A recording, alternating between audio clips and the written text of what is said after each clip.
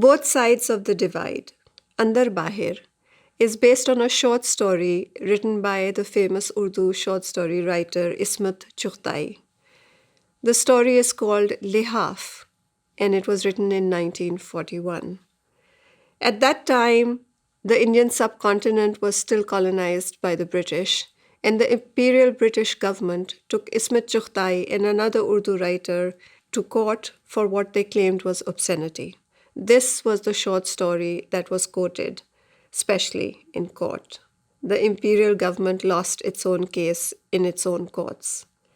And the wonderful thing about Ismat Chughtai's writing is that nothing is really explicit and yet everything is suggested. The whole scenario is laid out and yet nothing is quite said. And that's what I love about her writing.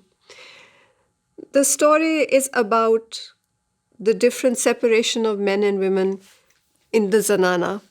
The women live their life in the women's quarters and the men are free to come and go much more. In this dance, we show the husband who spends his time with his young male friends, playing chess, eating pan, wandering outside, smoking the hookah. But she, the wife, is caught in the women's quarters, in an enclosed life, and we show the gossip, the daily chores, mingling together of a group. She gets restless and sort of itch takes over all her body, and it can only be calmed by the attentions of her sultry maid. This maid is an important figure in the dance, and so is her niece, because the story in the dance is told all through the eyes of her young niece, who does not quite know what to make of her aunt's odd attention and her reaching out, which she's not quite comfortable with.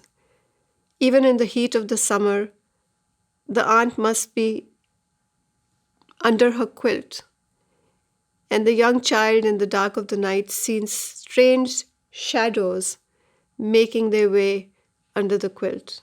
Andar, Bahir, the story of both sides of the divide. For this, the music is a mixture of Western and Eastern, because Robert Miller came to learn and became a shagird of Ustad Salamat Ali Khan. And he brought that mix of his previous Western training and the new rag from Northern Indian music to this dance.